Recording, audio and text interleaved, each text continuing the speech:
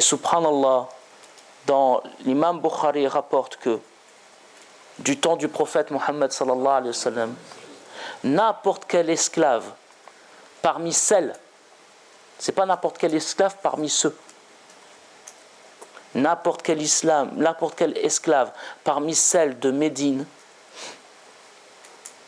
pouvait prendre la main du prophète et l'emmener là où elle voulait.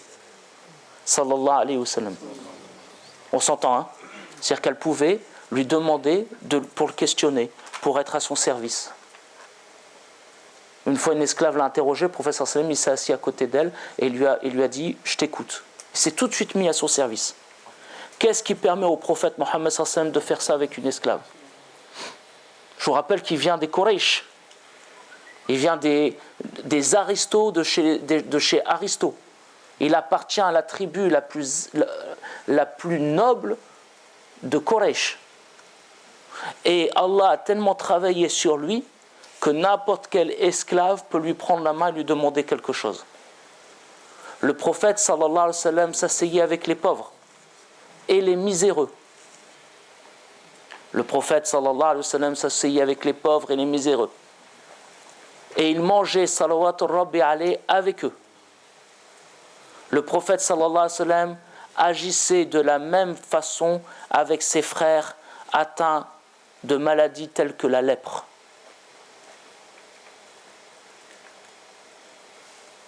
Il agissait de la même façon avec ses frères atteints de la même maladie telle que la lèpre.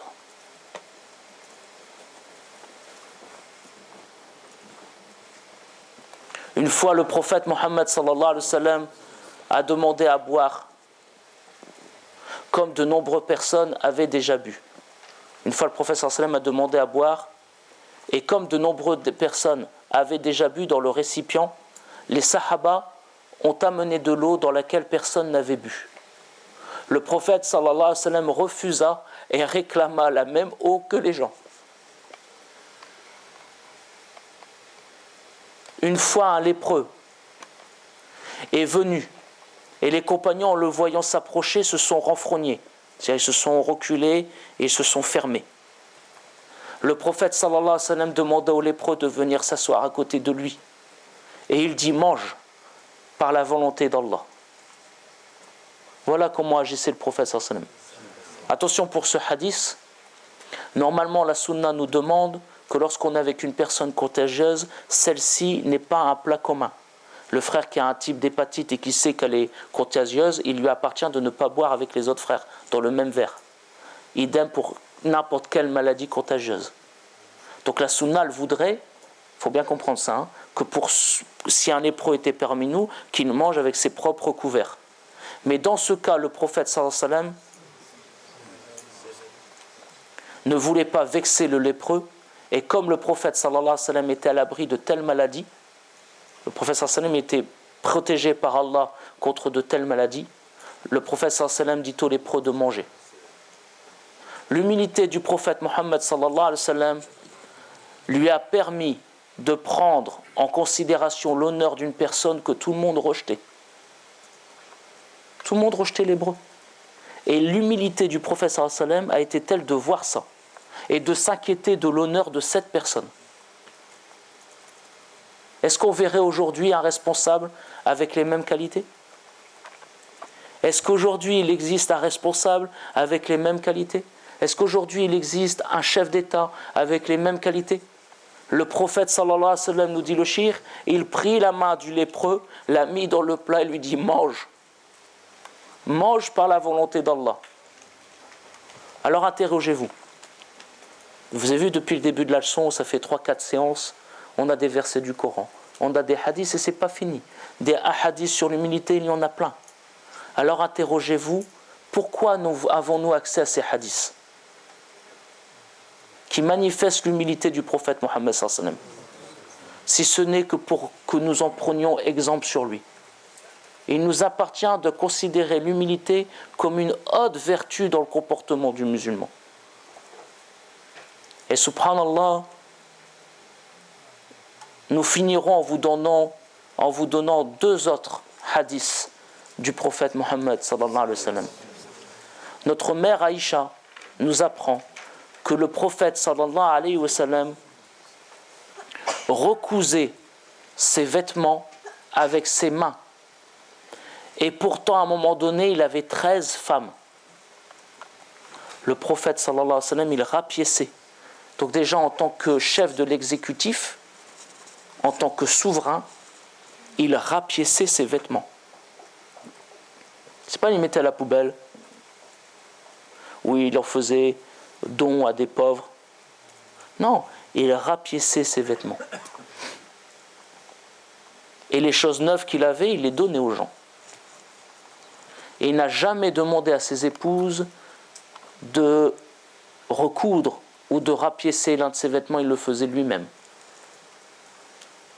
Qu'est-ce qui pousse un homme qui a 13 femmes à faire cela, si ce n'est le fait qu'il ait si peu d'orgueil, qu'il ne voit plus son haq, mais qu'il privilégie toujours celui de l'autre. Le prophète sallallahu alayhi wa sallam était comme ça parce qu'il était tellement humble qu'il ne voyait plus son haq. Combien de frères on voit, oui, mais elle ne me donne pas mon haq, elle ne me donne pas mon haq, elle ne me donne pas mon haq, c'est mon droit sur elle. Le prophète sallallahu alayhi wa sallam, il n'attendait pas cela. Comment ça se fait que le prophète sallallahu alayhi wa sallam n'était pas dans cette démarche-là avec ses épouses? Parce qu'il était tellement humble qu'il oubliait son haq, par humilité, il l'oubliait. Et il voyait le droit de l'autre. Parmi les raisons pour lesquelles on dit que le prophète Mohammed sallallahu alayhi wa sallam jeûnait durant le mois de Sha'aban, parmi l'une des raisons, parce qu'il y en a plusieurs, on dit qu'il jeûnait pendant le mois de Sha'aban pour que ses épouses s'interrogent sur leur jeûne. Regardez, ce n'était pas l'homme qui dit « Hé, viens ici », en rappelant à sa femme qu'elle est sur curatelle, qu'elle ne peut pas comprendre d'elle-même, qu'elle ne peut pas d'elle-même s'autodéterminer. « Hé, viens ici, tu as jeûné ta semaine de Ramadan de l'année dernière ?» Non, il ne faisait pas ça, Rasoul. Qu'est-ce qu'il faisait? Il multipliait le jeûne parce qu'il misait sur l'intelligence de ses épouses, parce qu'il misait sur la réflexion de ses épouses, parce qu'il misait sur la spiritualité de ses épouses. Et il savait que son exemple allait les amener à s'interroger sur elles-mêmes. Subhanallah.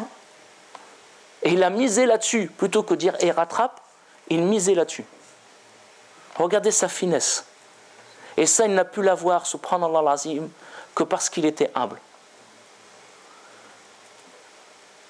Subhanallah, le shir, à cette partie, à ce moment-là de la leçon, dans le dars qu'il fait, il demande, est-ce que l'un d'entre vous, qui a qu'une seule femme, parce que le shir préconise et il préfère que nous n'ayons qu'une épouse.